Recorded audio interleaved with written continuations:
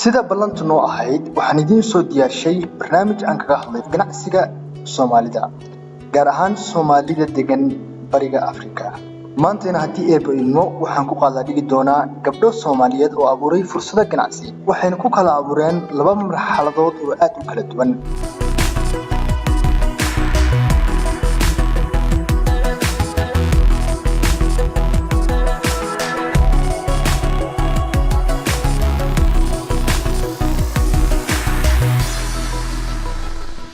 fursadahan ganacsi oo ay abuureen labadan gabdhood ayaa laga yaabaa inaysan idinku cusbayn laakiin waxa cajiibka ah ee aan rabo inaan idinla wadaago ayaa ah inay ku bilaabeen laba xaaladood oo kala duwan una dhabar adeegeen. gabadha koowaad ee aan muuqaalkeena idinkula wadaagi doono insha Allah waxa la yiraahdaa Layla waa hooyo Soomaaliyeed kuna noolayd wadanka Finland muddo fara badan halkaas oo ay wax ka baran jirtay kana shaqaysan jirtay waxayna ka sheekaysay sidoo kale inta aan muuqaalkeena ku soo gudbin doono sheekadeeda Yurub dhalinta u yaacaysa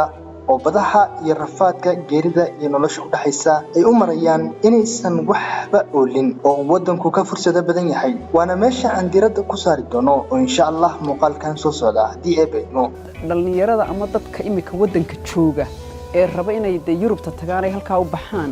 iyaga laftigooda waxaan u sheegayaa maanta Yurub waxa ma yaalaan dadkeediba shaqo la'aan haysa aan guda galno sheekada iyo sababta ay Finland u timaaday Laylo safarkaas aadka u dheer ayay ugu soo tagtay si ay u timaado Soomaaliya una yegleesho fursad ganacsi oo solarka ah gaar ahaan iyadoo imaanaysa magaalada Hargeysa ee Soomaaliya run ahaantii waxa weeyaan waxa igu kalifay aniga horta soo noqodka markii hore shaqaan u imid Middle East Africa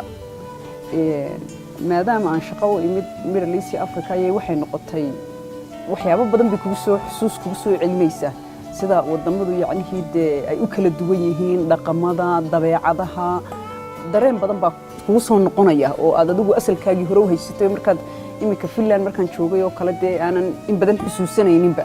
oo aan is ilowsiinayn oo qof walba waa mashquul oo shaqo baad u ordaysaa wad cararaysaa waxba lama xasuusta aroortii saacada dhag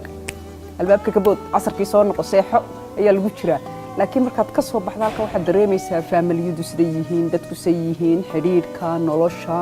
saaxiibtinimada waxyaabo badan oo aan xumaanna maaha laakiin waxyaabo badan oo Yurub dadku ayna u aragba inay muhiim yihiin laakiin dadka Afrika oo kale ama Soomaaliya oo kale aad ugu muhiimsan oo la iloobayba dadkayga xagaa tagay ayaa ku soo kicinay Layla waxay yegleeshay ganacsigeedii iyadoo diiradda saartay dhanka elektarooniga gaar ahaan solarka maadaama baahi badan qabto Soomaalidu aadna loogu baahan yahay siiba dadka ku nool miyiga waa kan marka anaga alaabta aanu ku iibino dukaanku Foseero weeyaan iyagoo dhan waxay ku shaqeeyaan solar wax loogu talagalay waxaan dukaanka halkan uga furnay waxa weeyaan waa meeshii dadka rural area ka yimaada reer miyiga oo kale ay imanayeen suuqoodiiba halkan waa meeshay ka baxayaan marka waxaan rabnaa in markay baxayaan ay alaabta hore u sii qaataan ay arkaan sababta waxayna alaabtani dadka ugu baahida badan leh waa dadka danyarta ah Layla fursadan ganacsi ee ay samaysay waxay shaqaaleysiisay dhalinyaro iyo dad kale oo si indirect ah u shaqeeya midda kale waxa weeyaan dadka shaqooyinka aanu siinayno oo kale dadka aanu shaqaaleysiinayno dhalinyaro badan baanu shaqo siinaa indirect and indirect magacaygu waa Mustafa waxaan ahay shaqaale ka shaqeeya xafiiskan Solarland Africa waa maxay caqabadaha ay la kulmaan Soomaalidu khaasatan dadka jooga qurbaha waatan Layla oo noo sharaxaysa waqtiyadii hore ee dadku markii hore ay bixeen dadku waxa weeyaan wadamadu waxay ahaayeen may aqoonin dhibaatada jirtay wixii ka dhacay may aqoonin waxa laga yaabaa mar in xuquuqul insaanka inta lagu eego la yiraahdo iska daayo sidii xoolihii oo kale xitaa meel inta lagu xarayo lagu wax iska qaado aan cid wadanku lahayn laakiin imika wixii way isbedeleen xitaa waxa ku soo batay dadkii sidoodaba shaqo la'aanta darteed ayaa waxa ku soo badatay dadkii awalba maartay blame-ka u sameyn jiray dadka kale oo oran jiray ama diirkiisa madow meeshaad ka timid ku noqo Layla oo ka waramaysa yegleelida ganacsiga iyo qaabka loo bilaabi karo ganacsiga ayaa waxay leedahay dadku runtii waxa weeyaan businessyadu way iska fara badan yihiin dad dibadda ka yimid iyo dad wadanka jooga labaduba businessyada way samaystaan wax hawl yari ma jiraan horta run ahaantii markaad wadan ku soo noqoto business ka furato wax ciyaara ma aha oo hawl yaraani ma jirto laakiin wuxuu u baahan yahay calashaan in aad adiguna khibrad waxaad leedahay iyo wixii aad soo baratay aad service-kooda bixiso dadka kalena maxay toolay wadanka deganaana wixii maaragtay businessyadoodii wixii iyaga u soconayay ayay ku wataan. bal ila daawo mashaariic ay ka hirgelisay wadanka gudaheeda shirkadda Leyla. waxaanu joognaa waxa weeyaan imika tani waa dekadii Berbera. dekada Berbera waxa weeyaan waa dekad bari hore dadku ay dhisteen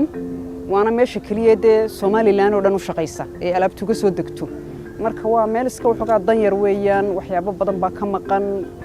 gridkii baa ka maqan alaabta u qaadayay waxa ka maqan laydharkii dadku ay ku shaqeynayeen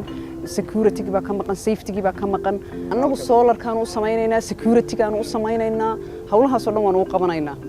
wixii aan ahayn fanka iyo construction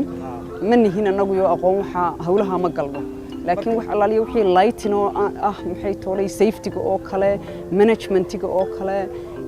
security baska waxyaabahaas oo dhan baan u samaynaynaa dadku runtii dadka kuma cusba laakiin waxa weeyaan waa iska solar wax cusub laakiin waxa weeyaan maadaama meeshii la cusboonaysiinayo waa in laga dhigo wax adduunkana la socda.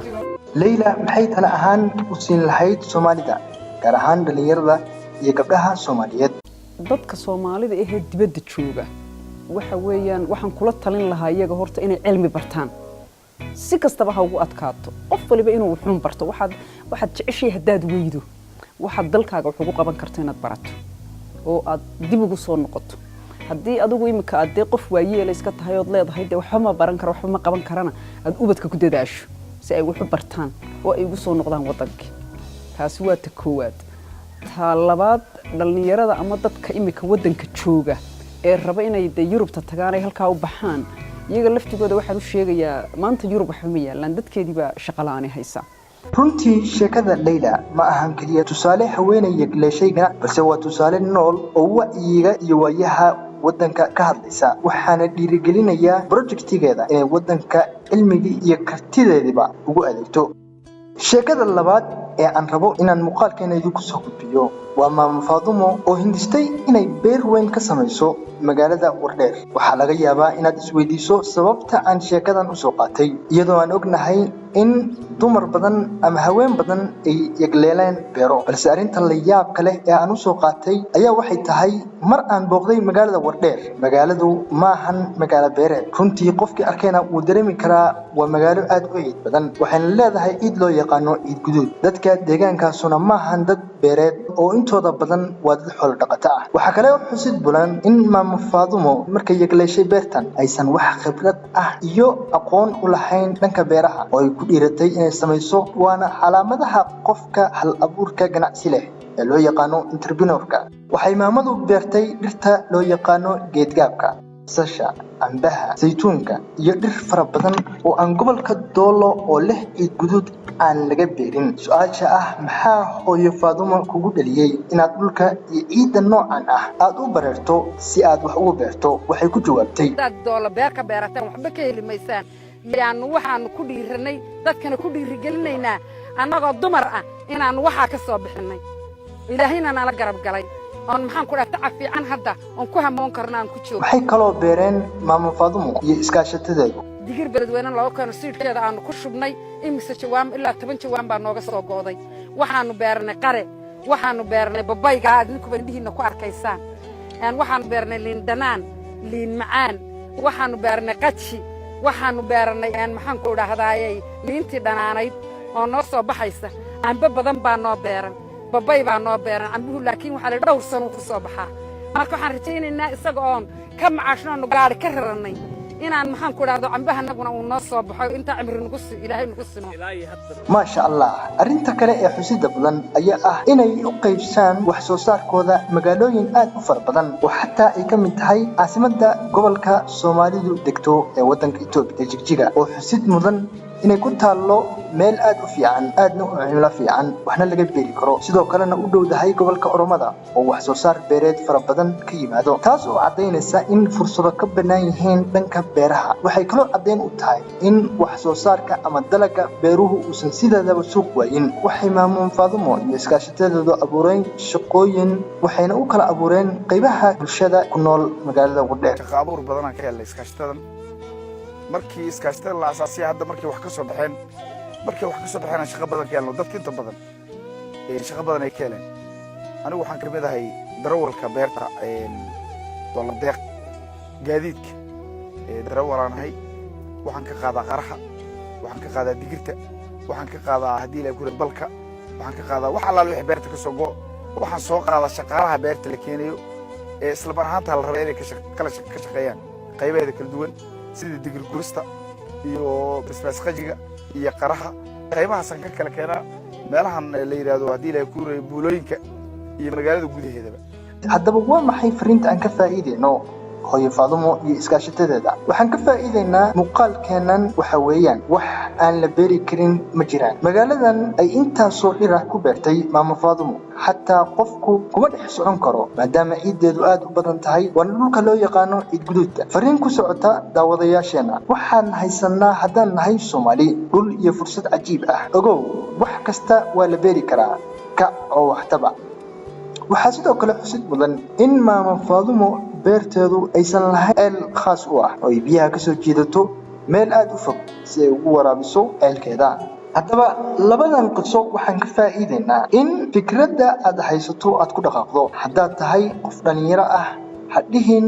shaqo ma jirto ama fursad lama bilaabi karo fursadu ku imaamayso shaqaduna ku imaamayso ee adiga ayaa doonanaya inta aan ku kulmi doono barnaamij la mid ah barnaamijkeenan usbuuca dambe waxaan idinkaga tegayaa sidaas iyo nabadgelyo